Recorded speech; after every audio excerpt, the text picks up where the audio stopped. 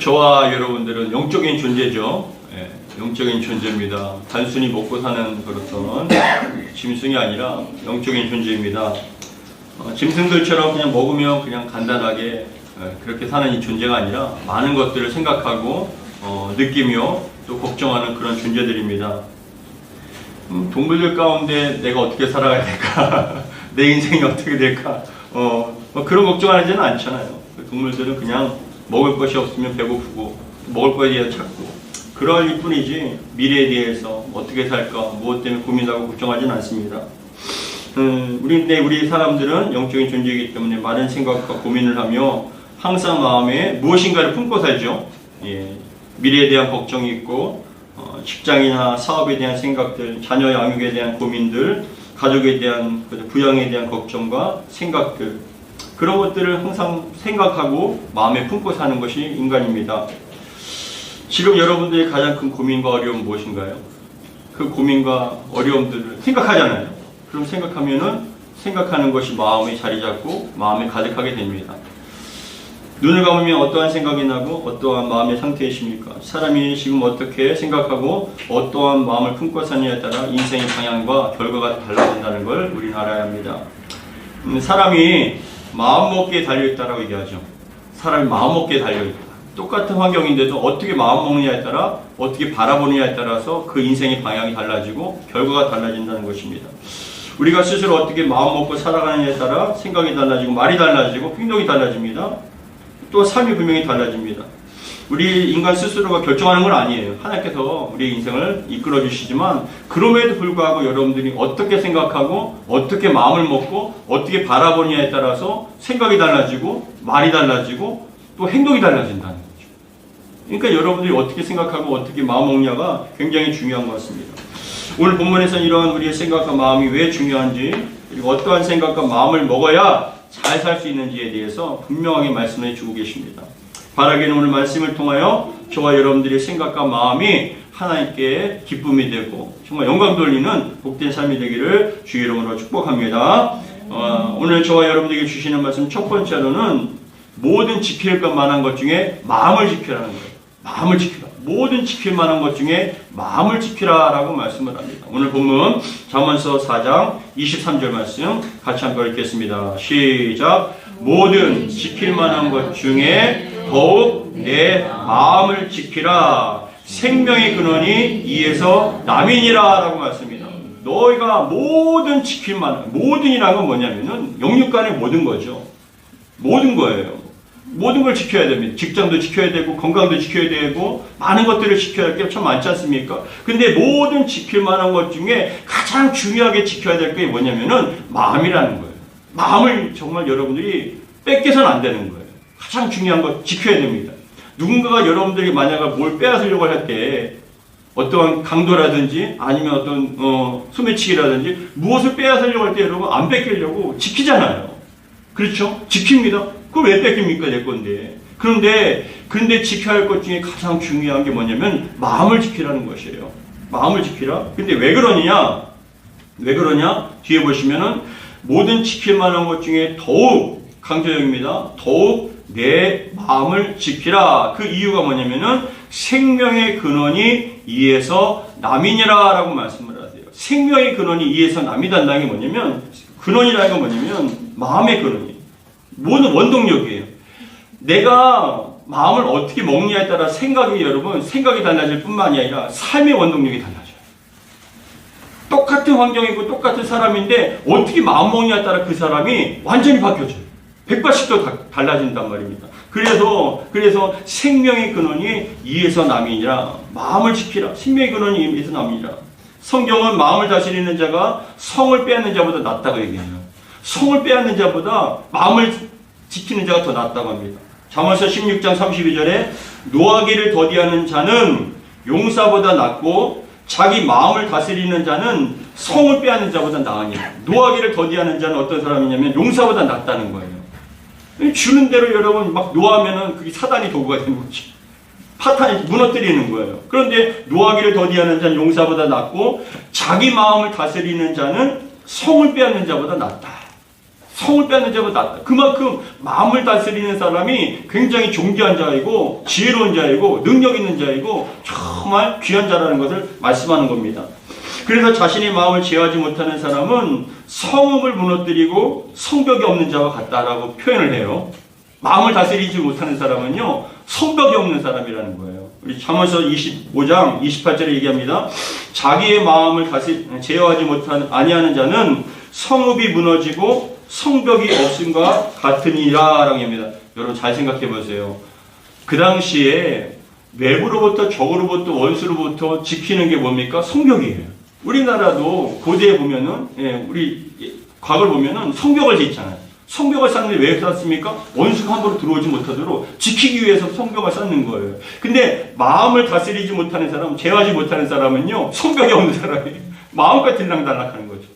아무리 여러분 뭘 해도 사단이 원수가 그 마음에 들어가서 그냥 휘젓고 나면요, 그냥 엉망이 돼버리는 거예요. 그렇기 때문에 마음을 제어하고 마음을 지키는 사람은 어떤 사람이냐면 존귀한 자다. 성벽을 여러분 지키는 자는 존귀한 자라고 표현합니다. 자신을 지키고 방어할 수 없다는 것은 여러분 참 힘든 일입니다. 악한 사단 마귀의 어둠의 영들이 얼마나 저와 여러분들을 향하여 수많은 불화살을 쏘는지 모릅니다. 지금도 끊임없이 우리의 생각과 마음을 통해서 들어와서 우리의 생각을 무너뜨리고 삶을 무너뜨리고 해집으려고 해요. 여러분 기억하세요. 여러분들이 마음을 제어하지 못하고 방어를 하지 못하면 사단이 들어와서 조금만 금방 해도 조금 전만 해도 행복한데 천국 같은데 또 사단이 들어가면 어떻게 되냐? 내가 왜 살지? 내가 무슨 이유로 살지? 삶에 희망이 없네? 기쁨이 없네? 살고 싶지 않아? 그런 결과가 나타나는 거예요. 끊임없이 그러는 거예요. 아무리 좋은 것을 가지고요, 좋은 환경이라도 그 마음에 성벽이 없으면, 마음을 제어하지 못하고 지키지 못하면 생명의 근원을 사단 마귀가 빼앗아가 버리면 그 남는 건 무엇입니까? 죽음이에요. 죽음의 그림자. 죽음에 나타난 현상들만 나타나는 거예요. 그렇기 때문에 가장 너희들이 지킬 만한 것 중에 더욱 마음을 지키라라고 말씀합니다. 왜냐? 생명의 근원이 여기서 납니다. 어떻게 마음먹느냐에 따라, 어떻게 마음을 여러분 지키느냐에 따라서 여러분들이 삶이 달라집니다. 그런데 생명의 근원이 마음을 다스리지 못하고 지키지 못한 경우는 다음과 같은 일이 일어납니다. 300만 명이나 되는 이스라엘 백성들을 이끌고 430년 만에 출애굽을 시켰어요. 누구냐? 믿음의 영웅 모세입니다. 이 모세는 여러분 10가지의 재앙을 통해서 그 애굽을 쑥대밭으로 만들었어요. 하나님의 전능한 능력을 나타냈습니다. 홍해에서도 여러분 바다를 갈아서 그 이스라엘 백성 300만 명이 한 사람도 다치지 않고 지나가게 만들었습니다. 만나를 주었습니다. 물을 주었습니다. 엄청난 일들을 막 일으키는데 대단한 거 아닙니까? 근데 그렇게 모세 혼자서 여러분 300만 명을 이끈다고 생각해 보세요. 그건 있을 수 없는 엄청난 일이거든요. 근데 그렇게 이끌었던 모세가 어느 순간인가 다베라는 곳에 도착을 했는데, 이 다베라에서 사람들이 어떻게 뭐라고 하냐면은 만나를 줍니다. 목마르면 물을 줍니다. 근데 그렇게 끊임없이 주고 또 주는데, 이 다베라에서 뭐라고 얘기하냐면은 백성들이 우리한테 고기를 줘라. 여러분, 모세가 뭐 신입니까? 우리한테 고기를 줘라 라는 거예요. 우리가 뭐라고 얘기하냐면 여러분 참 악하죠. 우리가 애굽에 있을 때는 그때 430년 동안 노예 생활을 했던 그 상황에서 우리가 애굽에 있을 때는 우리가 쑥도 먹고 우리가 참외도 먹고 오이도 먹고 뭐 먹고 싶은 부추도 먹고 고기도 먹었는데, 네가 우리 이끌어서 광야에서 먹고 싶은 고기를 못 먹게 한다는 거예요. 이 말이나 됩니까? 너가 고기를 못 먹게 하니까 우리가 너무 괴롭다는 겁니다. 그리고 원망합니다. 울면서 원망해요. 모세요. 우리 고기를 먹게 하라. 고기를 줘라. 우리가 먹고 싶다 고기. 여러분, 자녀가 고기 먹고 싶다면 그래도 사줄 수 있잖아요. 한두 명이잖아요. 300만 명이 모세 한 사람한테 울면서 원망하는 거예요. 고기 달라고. 먹게 해달라고. 근데 아무것도 없는 광야에서, 아무것도 없는 곳에서 어떻게 300만 명을 배부르게 먹을 수 있습니까? 고기를. 그래서 모세가 이제 그 인내의 한계가 끊어진 거예요. 그래서 어떻게 하냐면 하나님께 원망합니다. 뭐라고 얘기하냐면, 하나님, 어찌하여 주께서 종을 괴롭게 하십니까? 어찌하여 내게 목전에서 은혜를 입게 하냐고, 이 백성을 왜 저한테 맡기셨습니까? 제가 이 백성 낳습니까? 제가 이들의 보호자입니까? 제가 이들의 아비입니까? 왜 자꾸 이들을 저한테 맡기셔서 마치 아비가 자녀를 지켜야 되는 것처럼, 모든 것을 책임져야 될 것처럼 왜 저한테 맡겼습니까? 제가 낳은 거 아니지 않습니까? 그렇게 원망하는 거예요. 그럴 수 있죠. 그러니까 여러분 그렇게 한 다음에 어떻게 300만 명이나 되는 고기를 이 사람들한테 먹일 수 있습니까, 하나님? 그러면서 뭐라고 얘기하냐면은 여러분 이렇게 얘기합니다.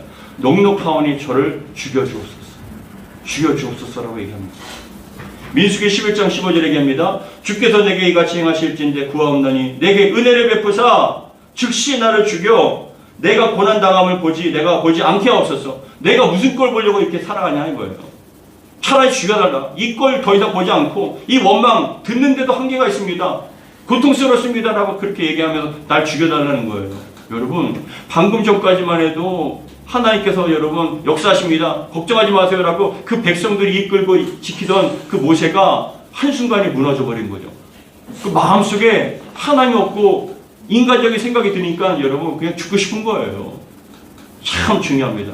생명의 근원이 마음에 있어요. 마음을 누가 다스리냐에 따라서 죽고 싶기도 하고 살고 싶기도 하는 거예요. 잘 될 것 같기도 하고 희망이 넘치기도 하고 절망적이고 모든 걸 포기하고 싶고 떠나고 싶고 더 이상 안 되는 지옥 같은 그런 상황이 되어버리는 거예요. 지금 여러분들 누가 여러분들 지금 다스리는 것 같습니까? 어떤 생각이 여러분들 다스리고 계십니까? 더군다나 성경에 나오는 사람 또 누구냐면 엘리야입니다. 엘리야는 850대 1로 갈멜산에서 그 엄청난 전투를 했습니다. 바알과 아세라 선지자들이 몸에 피를 창으로 칼로 막 몸에 피를 내면서 바알을 불었지만 피가 오지 않아요. 하늘에서 불이 내리지 않아요. 근데 엘리야의 재단은 하나님의 재단은요 물을 가득 채운 다음에 하나님을 기도하자마자 하늘에서 불이 내려서 그 엘리야의 재단을 불로 태웁니다. 모든 사람들이 여러분 대단하다고 생각합니다. 그리고 난 다음에 그 백성들한테 저 바알 선지자들 끌고 와라 하면서 강가에서 그 450명을 다 죽여요. 목을 잘라 죽여요. 이제 됐다. 이스라엘 백성들이 아방이 이제 하나님의 놀라운 기적을 봤으니까 돌아올 것이다 라고 생각을 했는데 이세벨이 엘리야한테 전합니다. 엘리야가 내일 이맘때까지 그 몸에서 목에 그대로 붙어있으면 내가 장을 든다. 그 엘리야의 목을 내가 반드시 끊어서 몸에서 벗어나게 할 것이다. 그 얘기를 들은 거예요. 그러니까 엘리야가 도망갑니다. 그리고 뭐라고 고백하냐?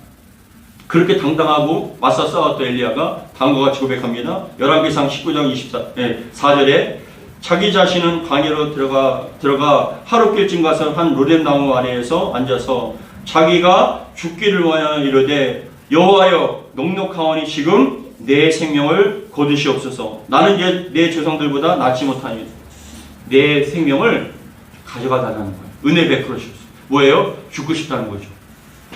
똑같은 상황이고 똑같은 사람인데 누가 그 마음을 지배하느냐에 따라서 무엇을 생각을 하느냐에 따라서 그 사람이 죽을 수도 있고 살 수도 있는 거예요. 믿음으로 감당할 수 있고 죽음을 구할 수도 있는 거예요.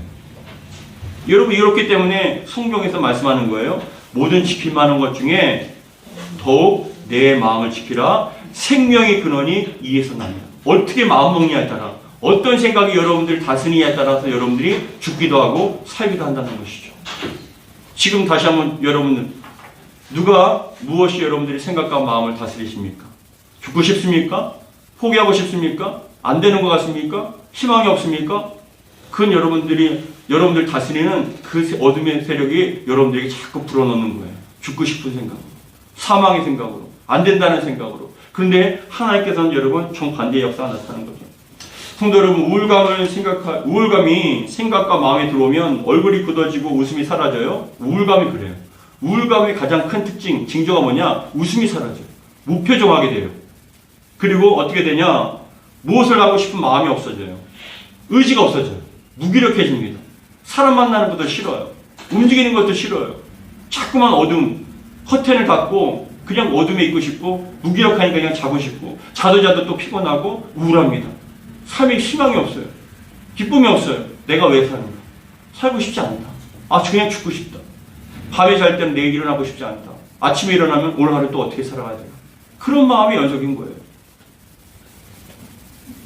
아무것도 하고 싶지 않고 그냥 마음이 우울하고 늘 피곤합니다. 누굴 만나서 이야기하고 싶지 않고 돌아다니는 것 자체가 큰 부담이 됩니다. 그냥 피곤합니다. 아무도 만나고 싶지 않아요. 밖에 나가고 싶지 않아요. 그런데 무서운 현실은 신앙인에게도 우울감이 와요. 신앙인에도. 세상 안 믿는 사람뿐만 아니라 신앙인에도 우울감이 찾아오는데 지난 12월 9일 날 굿TV라는 그런 사이트가 있어요. 우리 기독교 방송에 굿TV라는 곳에서 뉴스가 나왔는데 제목이 이렇습니다. 보도가 됐는데 잘 들어보세요. 목사도 버겁다. 제목이 이거예요. 목사도 버겁다. 한국교회 정신건강 실태라는 그런 제목의 뉴스가 보도된 적이 있어요. 12월 9일 날 제가 그걸 봤거든요. 신앙이 깊으면 마음도 괜찮을까라고 얘기합니다. 예, 근데 성도와 목회자가 굉장히 그 정신적인 우울감과 그리고 불안함과의 경고등이 켜져 있다는 거예요. 우리나라 성인 중에 10명 중 3명가량이 평생 한 번 이상 그냥 정신건강 문제로 경험하는 그런 사회인데, 기독교인도, 하나님 믿는 기독교인들도 예외가 아니라는 거죠. 아까 보셨잖아요. 모세도 우울감에서 죽고 싶은 마음. 엘리야도 여러분 죽고 싶은 마음. 그건 우울감이에요. 우울증이에요. 그런데 목회 데이터 연구소에 따르면 성도 중 4명 중에 1명이 우울감에 빠져 있어요. 불안한 우울감이 무기력해지고 살고 싶지 않고 죽고 싶은 그런 우울감이 여러분 4명 중에 1명은 그런 일이 일어난다는 거예요. 근데 특히 주목할 대상은 잘 들어보세요. 교회 공동체의 중심에 있는 목회자는 더 심하다는 거예요. 목회자는 더 심하다는 거예요. 3명 중에 1명이래요. 성도님들은 4명 중에 1명인데 목회자는 3명 중에 1명이래요. 왜냐? 그 책임감과 스트레스가 너무 크니까. 어디 가서 그걸 토로할 데가 없다는 거죠. 정신질환을 앓고 있는 목회자가 3명 중 1명이라는 거예요. 이건 데이터. 너무나 심각하지 않습니까? 왜냐? 어느 누구도 그걸 들어주지 않고 자기가 책임을 져야 된다는 그 스트레스와 어려움이 굉장히 크다는 것이죠. 근데 또한 신앙인들에게는 부담이 되는 게 뭐냐면, 신앙이 깊으면 괜찮다. 제가 유튜브를 통해서 어떤 목사님이 그러더라고요. 신앙 좋으면 불면증도 없어야 된다네. 말도 안 되는 헛소리예요. 말도 안 되는 헛소리예요. 신앙 좋아도 불면증 올 수 있어요. 뭐 사랑하는 자에게 단잠을 준다고 얘기하지만, 그럼에도 불구하고 마음에 갈등과 스트레스와 어려움은 늘 있잖아요. 그건 어쩔 수 없는 거거든요. 근데 신앙이 좋으면은 절대로 잠을 다 잔다는데, 이런 걱정, 저런 걱정, 자식 걱정, 물질 걱정, 여러분 잠이 안 올 수가 있지 않습니까? 그게 현실이잖아요. 그 현실을 부인하면 안 되죠. 그런데 중요한 것은, 마음은 생명의 근원인데, 그 생명의 근원이 원동력이자 힘의 원천인 마음이 생명력을 잃어버린 거예요. 생명력을 잃어버리니까 죽음의 그 영혼을, 생각을, 마음을 지배해버리니까 모든 게 다 우울해지고 힘들어지는 거죠. 여러분들의 마음은 어떠십니까? 여러분들이 생명의 근원인 마음을 잘 지키고 계신가요? 육신의 생각과 어둠이 빠져버리지 않았습니까? 성경은 다음과 같이 얘기해요. 로마서 8장 6절이 다음과 같이 얘기합니다. 육신의 생각은 사망이요, 영의 생각은 생명과 평안이라. 육신적으로 인간적인 생각하면요, 다 사망이 들어가요. 어떻게 해야 되지? 무엇을 해야 되지? 여러분 절 봐보세요. 인간적인 생각이 들어오잖아요. 인간적인 생각은 결국은 사망이에요. 근데 영의 생각은 생명과 평안. 영의 생각이라는 게 뭐예요? 성령께서 우리에게 주시는 하나님의 마음이에요. 생각이에요. 그 하나님의 생각은요, 생명과 평안이라는 것이죠. 아, 하나님 지켜주실 줄 믿습니다. 해결해 주실 줄 믿습니다. 역사해 주실 줄 믿습니다. 자꾸만 영의 생각은 생명과 평안을 주는가 반면에 육의 생각은 사망을 주는 거예요. 여러분들이 생각이 지금 뭘로 지배를 당하시는 것 같습니까? 육의 생각이, 인간적인 생각이 여러분들 다스립니까? 아니면 영의 생각이 여러분 다스립니까? 육의 생각은 사망이요, 영의 생각은 생명과 평안입니다. 이렇다면 생명의 근원인 또한 마음을 어떻게 지킬 수 있을까요? 생명의 근원인 마음을 어떻게 하면 우리가 지킬 수 있을까요? 그게 중요하잖아요. 오늘 잠언서 4장 23절, 모든 지킬 만한 것 중에 더욱 내 마음을 지키라. 더욱 내 마음을 지키라. 생명의 근원이 이에서 남이라. 생명의 근원은 마음이기 때문에 마음을 지키라고 하는데, 근데 그러면 마음을 어떻게 지켜야 될까요? 어떻게 하면 마음을 지킬 수 있을까요? 참 중요하잖아요. 방법을 몰라요. 막연하게 그냥 뭐 하면 된다. 아니요. 오늘 좀 구체적으로 말씀드리겠습니다. 첫 번째, 우리의 생각과 마음을 지킬 수 있는 첫 번째 방법은 마음과 생각을 새롭게 하고 정화를 시켜야 돼요. 자꾸 정화를 시켜야 돼요. 정수기가 있잖아요. 정수기가 뭡니까? 물을 정화시키는 거죠. 깨끗하게. 노폐물과 오염된 것들을 다 거르고 깨끗하게 정화를 시키는 게 정수기거든요. 우리의 마음과 생각을 자꾸만 정화시켜야 돼요. 그렇게 되길 주 이름 축복합니다.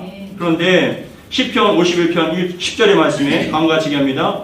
하나님이여, 내 속에 정한 마음을 창조하시고 내 안에 정직한 영을 새롭게 하소서. 정한 마음, 깨끗한 마음, 새로운 마음을 날마다 달라고 강요를 하는 거예요. 근데 여러분, 저는 하나님의 은혜로 상담학을 대학교에 2학년에 편입을 해서 편입을 했죠. 대학교 2학년에 편입을 해서 3년 동안 심리 상담을 전공했어요. 그래서 학부를 마치고 대학원에 감사하게도 상담 대학원에 입학해서 백석대 지금 다니고 있어요. 1년 다녀서 이제 다음 주면 종강해요. 드디어 자유합니다. 드디어 토요일이 이제 더 이상 안 가도 돼요. 그런데 올해 교회를 건축하면서 수많은 어려운 일을 겪어야 했습니다. 그러한 수많은 어려운 일을 겪으면서 토요일마다 방배동에 아침에 가서 저녁 늦게까지 그렇게 공부한다는 건 결코 쉬운 일이 아니에요. 집에 오면 한 9시 가까이 되는데 그때부터 밥 먹고 또 설교 준비하다 보면 새벽이 돼요. 새벽에 오면 또 새벽 기도해야 되는데 너무 피곤해요. 힘들어요. 안 가고 싶은 데가 많아요.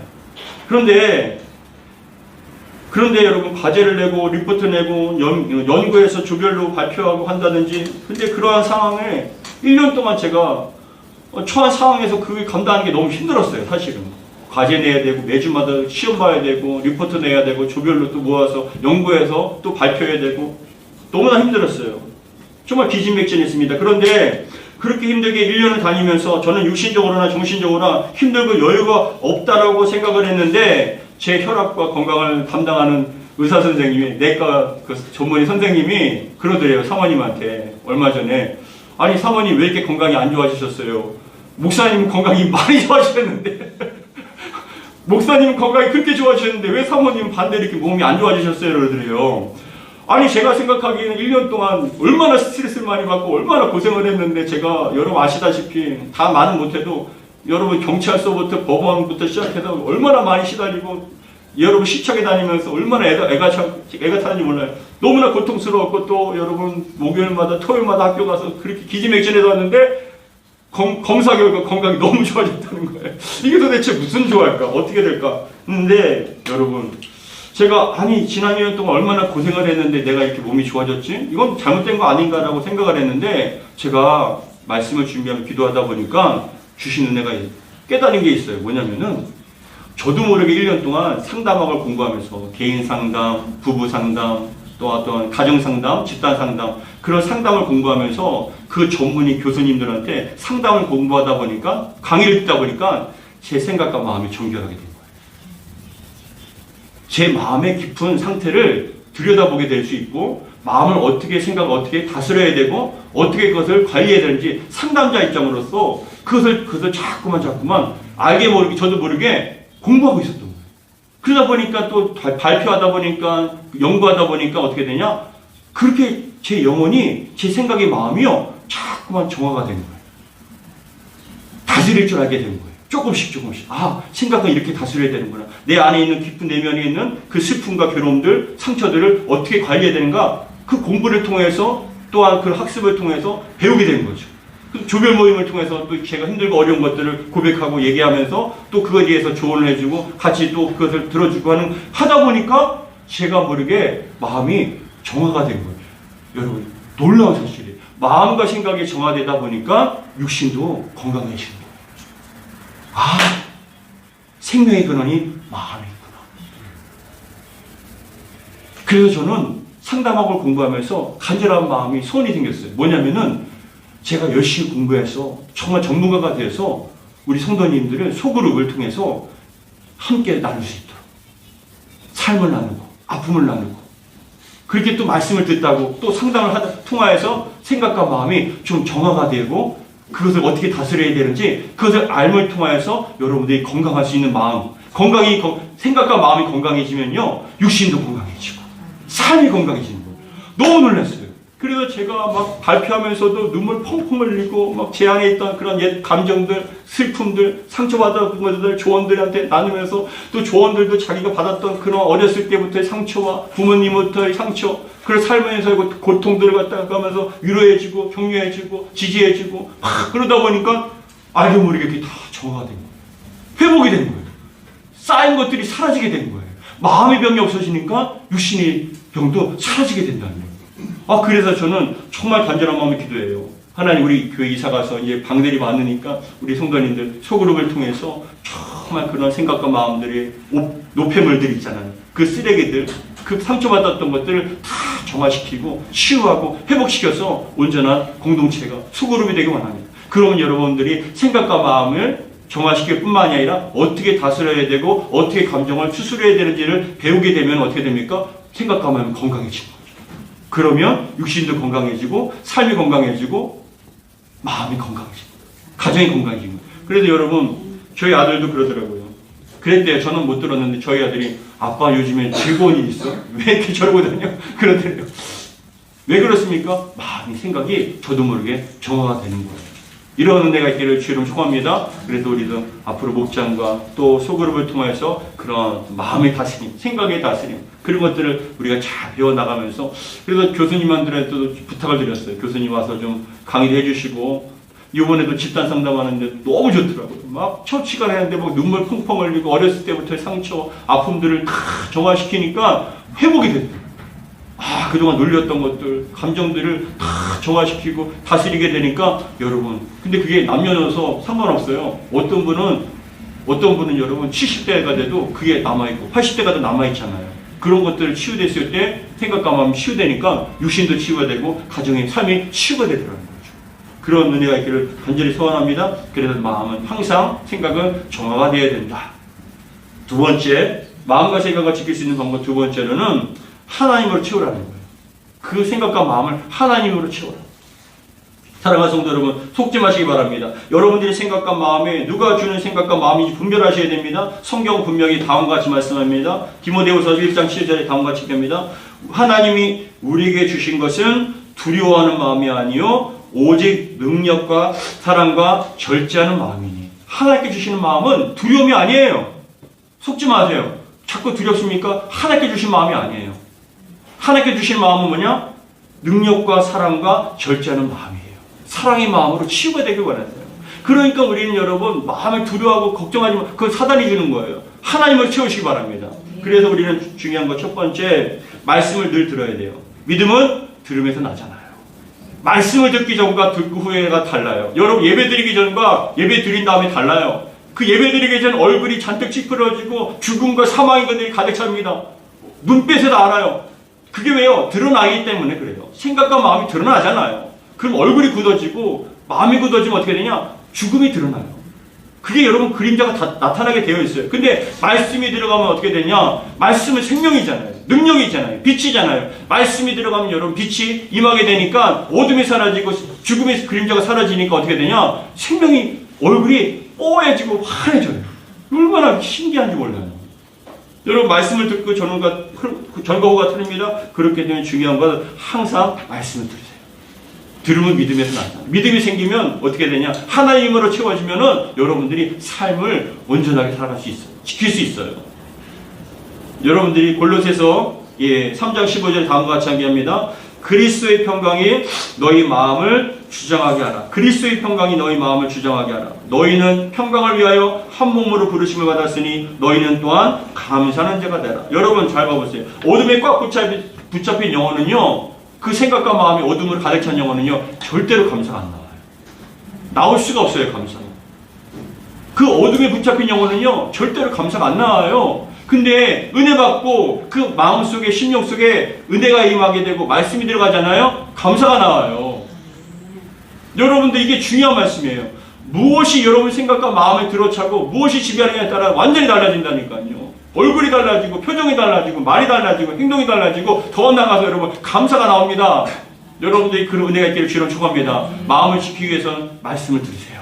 말씀을 들으세요. 한 번 아니라 두 번 듣고 두 번 아니라 세 번 듣고 계속 말씀을 들으세요. 듣고 또 들으세요. 저는 좋은 말씀은요 10번도 더 들어요. 반복해서 들어요. 계속 들어요. 왜요? 그 말씀이 날 지배하면요 내 생각이 달라지고요. 생각이 달라지면 말이 달라지고 표정이 달라지고 행동이 달라지고 삶의 기준과 방향이 달라져요. 우리가 여러분 바라볼 것은 주님이잖아요. 주님 바라보고 십자가 바라보고 살아가는 거예요. 생명의 역사가 나타납니다. 두 번째, 우리 마음과 생각을 지키기 위해서는 두 번째, 기도하셔야 됩니다. 기도하기 전과 기도하고가 틀려요. 기도하기 전에는 꽉 어둠에 붙잡혀서 사망과 죄악의 사슬이 꽉 붙잡혀서 그냥 노예로 살아요. 죄악의 노예로, 죽음의 노예로 살아요. 근데 기도하다 보면요, 그게 다 끊어져요. 하나씩 끊어져요. 말씀 붙잡고 기도하잖아요. 끊어져요. 혼자 못 하시잖아요. 통성기도 해야 돼요. 통성기도하고 혼자서는 못 끊어요. 기도가 주여 하는데 여러분 여기밖에 못 올라가요. 통성기도 하잖아요. 같이 기도하잖아요. 기도가 올라가요. 기도가 올라가면 어떻게 됩니까? 은혜가 내려와요. 은혜가 내려오고 응답이 내려와요. 그러다 보면 어떻게 되냐? 성령께서 역사하세요. 마가다락방에 오순절 마가다락방에 120명이 함께 모여 기도했잖아요. 성령이 충만하면서 기도했잖아요. 성령이 임하시니까 강한 바람과 같이 불의 해와 같이 각 사람마다 임하게 되니까 방언이 터져 나오게 되고 여러분 힘있게 되고 생명력이 나타나잖아요. 폭발적입니다. 여러분 어둠에 묶여있죠. 죄악과 세살에 묶여있죠. 삶에 묶여있고 환경에 묶여있습니까? 함께 통성기도하기 바랍니다. 그러면 하나님께 믿고 맡기고 기도하다 보면 기도가 달라져요. 정말 달라져요. 모세가 40일 동안 시내산에 올라가서 말씀과 십계명을 받을 때 하나님 앞에 있으니까 얼굴이 자신도 모르는 사이에 빛이 나잖아요. 그래서 내려와서 보니까 사람들이 얼굴에서 모세가 빛이 나니까 두려워서 숨어요. 모세를 보기를 두려워해요. 왜 그런 줄 아십니까? 그 안에서 얼굴에 하나님의 광채가 나타나는 것이죠.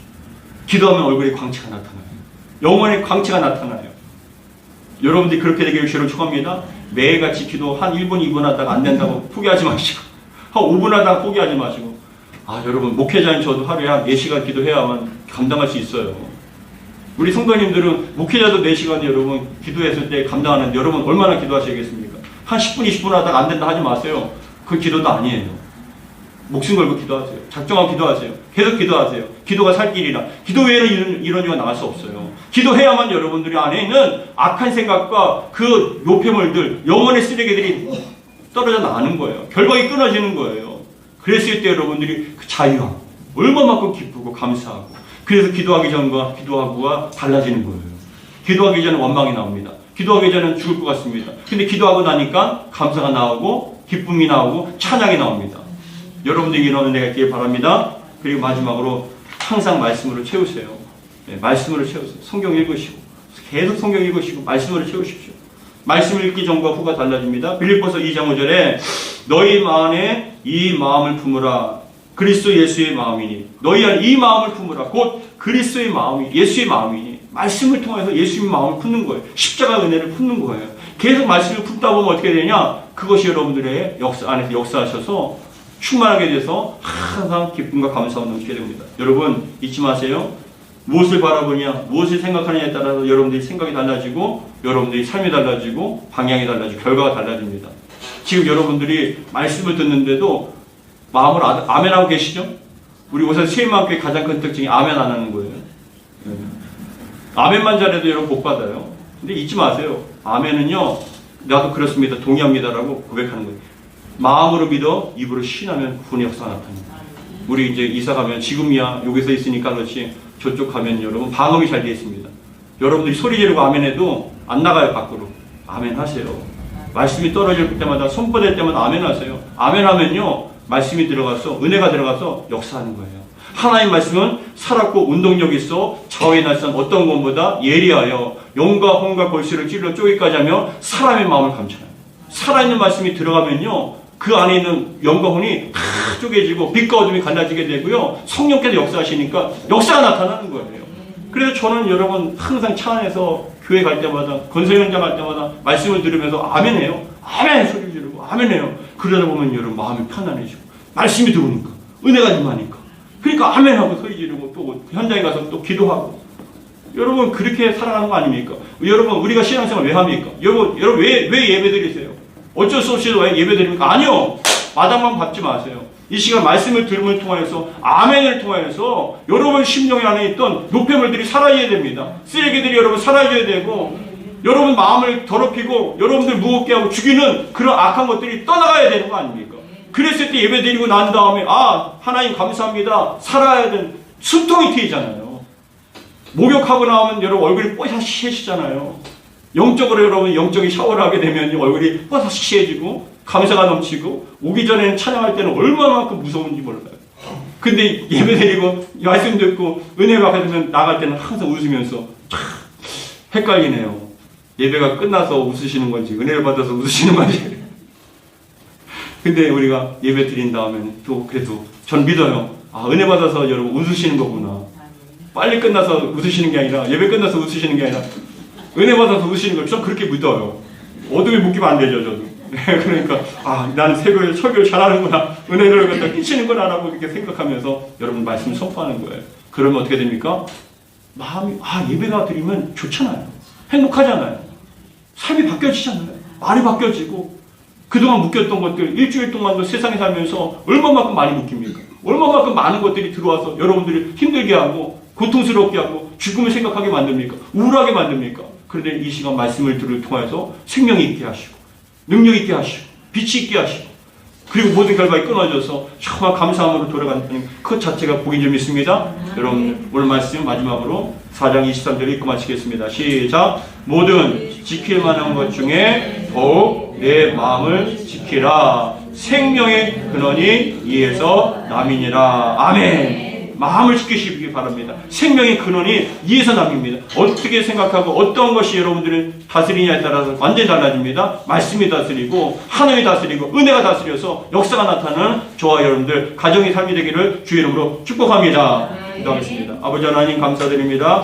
오늘도 주신 말씀 마음의 색입니다. 우리 사랑하는 영혼들 생각과 마음을 오직 성령님께서 지배하여 주옵소서. 다스려 주시옵소서. 악한 마귀 어둠의 권세들 더러운 중한 영적 쓰레기들이 다 청소되게 도와주시고 정화되게 하시고 깨끗하게 목욕하여서 모든 때가 다 좀 벗겨지는 것처럼 주여 모든 영적인 때들이 다 벗겨지게 하여 주옵소서. 근심과 분노와 시기와 질투 음란함과 악하고 방탕한 모든 것들이 다 벗겨지게 하여 주시고 기쁨과 사랑과 감사와 은혜가 넘치게 도와 주시옵소서. 우리 주 예수 그리스도 축복하며 기도합나이다. 아멘.